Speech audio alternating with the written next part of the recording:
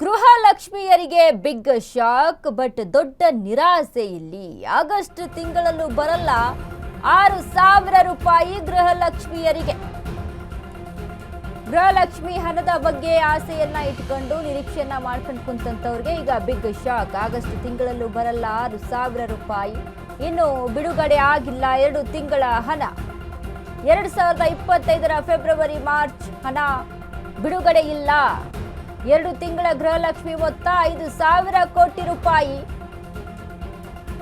ಈಗ 5,000 ಕೋಟಿ ಹಣ ಸದ್ಯಕ್ಕೆ ರಿಲೀಸ್ ಆಗುವಂತೆ ಕಾಣ್ತಿಲ್ಲ.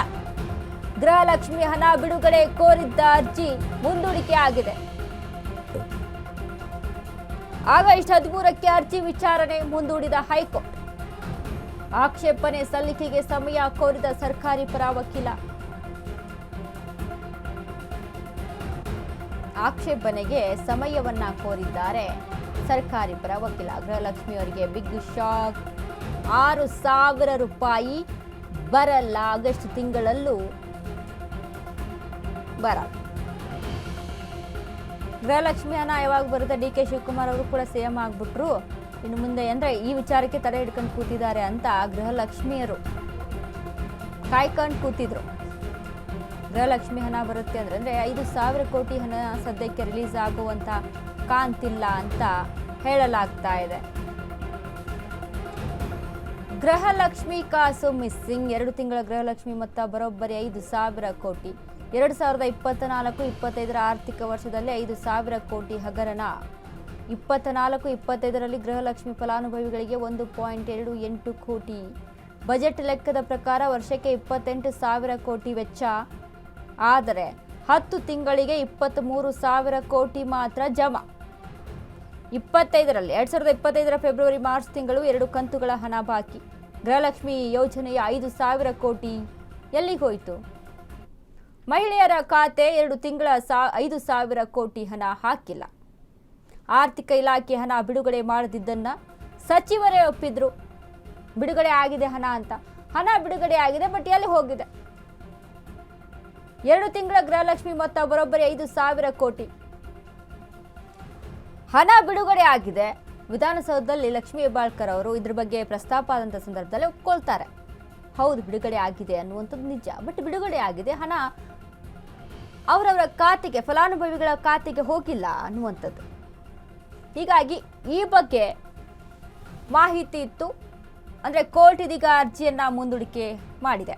ಈ ಬಗ್ಗೆ ಹೆಚ್ಚಿನ ಮಾಹಿತಿಯನ್ನ ಕೊಡ್ತಾರೆ ನಮ್ಮ ಪ್ರತಿನಿಧಿ ಅರುಣ್. ಎಸ್ ಅರುಣ್, ಇದೀಗ ಗೃಹಲಕ್ಷ್ಮಿ ಹಣದ ವಿಚಾರಕ್ಕೆ ಸಂಬಂಧಪಟ್ಟಂತೆ ಕೋರ್ಟ್ ಏನ್ ನಿರ್ಧಾರವನ್ನ ಕೊಡುತ್ತೆ ಅನ್ನುವಂಥ ನಿಟ್ಟಿನಲ್ಲಿ ಒಂದಿಷ್ಟು ಎಕ್ಸ್ಪೆಕ್ಟೇಷನ್ ಅನ್ನ ಇಟ್ಕೊಂಡಿದ್ರು. ಬಟ್ ಇದೀಗ ಆಗಸ್ಟಕ್ಕೆ ಮುಂದೂಡಿಕೆ ಆಗಿದೆ. ಆಕ್ಷೇಪಣೆಯನ್ನ ಸಲ್ಲಿಸಿರುವಂಥದ್ದು. ಸೊ ಇನ್ನು ಅದ್ರ ಜೊತೆಗೆ ಈ ಹಣದ ವಿಚಾರಕ್ಕೆ ಸಂಬಂಧಪಟ್ಟಂತೆ ಏನೆಲ್ಲ ಅಪ್ಡೇಟ್ಸ್ ಸಿಗ್ತಾ ಇದೆ ಅರುಣ್? ವನಿತಾ, ಏನು ರಾಜ್ಯ ಸರ್ಕಾರದ ಒಂದು ಮಹತ್ವಾಕಾಂಕ್ಷೆ ಯೋಜನೆ ಆಗಿತ್ತು ಈ ಒಂದು ಗೃಹಲಕ್ಷ್ಮಿ ಯೋಜನೆ. ಆದರೆ ಇದನ್ನ ಏನು ಕಳೆದ ವರ್ಷ 2025ರಲ್ಲಿ ಮಾರ್ಚ್ ಮತ್ತೆ ಏನು ಫೆಬ್ರವರಿ ಹಣ 2 ತಿಂಗಳ ಹಣ ಬಿಡುಗಡೆ ಆಗಿಲ್ಲ ಅಂತ ಹೇಳ್ಬಿಟ್ಟು ಬೆಂಗಳೂರಿನ 2 ನಿವಾಸಿಗಳು ಮಹಿಳೆಯರು ಏನು ಗೃಹಲಕ್ಷ್ಮಿ ಹಣ ಬರ್ತಾ ಇಲ್ಲ ಅಂತ ಹೇಳ್ಬಿಟ್ಟು ಅದನ್ನ ಬಿಡುಗಡೆ ಮಾಡಬೇಕು ಅಂತ ಹೇಳ್ಬಿಟ್ಟು ಹೈಕೋರ್ಟ್ಗೆ ಒಂದು ಅರ್ಜಿಯನ್ನು ಹಾಕಿದ್ರು. ಇವತ್ತು ಆ ಒಂದು ಅರ್ಜಿಯ ವಿಚಾರಣೆ ಬರುವಂಥ ಸಂದರ್ಭದಲ್ಲಿ ಸರ್ಕಾರದ ಪರ ವಕೀಲರು ಅಂದರೆ ಇದಕ್ಕೆ ನಾವು ಆಕ್ಷೇಪಣೆಯನ್ನು ಸಲ್ಲಿಕೆ ಮಾಡಬೇಕಾಗುತ್ತೆ, ಅದಕ್ಕಾಗಿ ಮತ್ತೆ ನಮಗೆ ಒಂದು 2 ತಿಂಗಳ ಕಾಲ ಸಮಯಾವಕಾಶ ಬೇಕಂತ ಹೇಳ್ಬಿಟ್ಟು ಒಂದು ಆ ಕೋರ್ಟ್ಗೆ ಮನವರಿಕೆ ಮಾಡಿದ್ರು. ಆದರೆ ಅರ್ಜಿದಾರರ ಪರ ವಕೀಲರು ಏನು ಇದನ್ನ ತುರ್ತಾಗಿ ವಿಚಾರಣೆ ಮಾಡಬೇಕು, ಯಾಕಂದ್ರೆ 2 ತಿಂಗಳ ಅಮೌಂಟ್ ಏನು ಸುಮಾರು 5,000 ಕೋಟಿ ರೂಪಾಯಿ ಆಗುತ್ತೆ. ಈ ಅಮೌಂಟ್ ಎಲ್ಲೋಗಿದೆ ಅಂತ ಗೊತ್ತಾಗಿಲ್ಲ. ಜೊತೆಗೇನಂದ್ರೆ ಈ ಅಮೌಂಟ್ಗೋಸ್ಕರ ಏನು ಬಜೆಟ್ನಲ್ಲಿ ಹಣವನ್ನು ಸಹ ಮೀಸಲಿಟ್ಟಿದ್ದಾರೆ. ಆದರೆ ಮೀಸಲಿಟ್ಟಿದ್ದ ಹಣ ಎಲ್ಲೋಗಿದೆ ಅನ್ನೋದು ಸಹ ಗೊತ್ತಾಗಿಲ್ಲ. ಇದಕ್ಕೆ ತಡ ಆಗಿದೆ ಅಂತ ಹೇಳ್ಬಿಟ್ಟು ಕಳೆದ ಬಾರಿ ಏನು ವಿಧಾನಸಭೆಯಲ್ಲಿ ಏನು ಲಕ್ಷ್ಮೀ ಹೆಬ್ಬಾಳ್ಕರ್ ಅವರು ಒಂದು ಸದನದಲ್ಲಿ ಮಾಹಿತಿಯನ್ನು ಕೊಟ್ಟಿದ್ರು. ಆದರೆ ಈಗ ಹೈಕೋರ್ಟ್ನಲ್ಲಿ ವಿಚಾರಣೆ ಮಾಡುವಂಥ ಸಂದರ್ಭದಲ್ಲಿ ಈಗ ಸದ್ಯಕ್ಕೆ ಹೊಸ ಸರ್ಕಾರ ಬಂದಿದೆ ಮತ್ತು ಮಂತ್ರಿಗಳು ಯಾರೂ ಇಲ್ಲ. ಹಾಗಾಗಿ ನಾವು ಅದನ್ನು ಒಂದು ಪರಿಶೀಲನೆ ಮಾಡಬೇಕು ಅಂತ ಹೇಳ್ಬಿಟ್ಟು ಸರ್ಕಾರಿ ಪರ ವಕೀಲರು ಒಂದು ಟೈಮನ್ನು ತಗೊಂಡಿರುವಂಥದ್ದು. ಆದಷ್ಟು ಬೇಗ ಈ ಹಣದ ಬಗ್ಗೆ ಮತ್ತೆ ಇದ್ರ ಬಗ್ಗೆ ಒಂದು ನಿರ್ಧಾರ ಕೈಗೊಳ್ಳಬೇಕು ಅಂತ ಹೇಳ್ಬಿಟ್ಟು ಹೈಕೋರ್ಟ್ ಸಹ ಸೂಚನೆ ಕೊಟ್ಟಿರುವಂಥದ್ದು. ಅದರಲ್ಲಿ ಅರ್ಜಿದಾರರು ಸಹ ಒಂದು ಅರ್ಜೆನ್ಸಿಯನ್ನು ಮಾಡಿದ್ರು. ಯಾಕಂದರೆ 5,000 ಕೋಟಿ ಹಣ ಅಂದರೆ ಅದು ಸುಮ್ಮನೆ ಅಲ್ಲ, ಅದು ಟ್ಯಾಕ್ಸ್ ಪೇಯರ್ಸ್ ಮನಿ ಆಗಿರುತ್ತೆ. ಅದ್ರ ಜೊತೆಗೆ ಗೃಹಲಕ್ಷ್ಮಿ ಯೋಜನೆ ಅಂತ ಏನು ಕರಿತೀವಿ ನಾವು 2,000 ರೂಪಾಯಿ ಪ್ರತಿ ತಿಂಗಳು ಮಹಿಳೆಯರಿಗೆ ಬರುತ್ತೆ. ಆ ಹಣ ಬರ್ತಾ ಇಲ್ಲ ಅಂತ ಹೇಳ್ಬಿಟ್ಟು ಇಬ್ಬರು ಏನು ಬೆಂಗಳೂರಿನ ನಿವಾಸಿಗಳು ಒಂದು ಅರ್ಜಿಯನ್ನು ಸಲ್ಲಿಸಿದ್ರು. ಆ ಮಹಿಳೆಯರು ಸಹ ಇವತ್ತು ಹೈಕೋರ್ಟ್ಗೆ ಬಂದಿದ್ರು.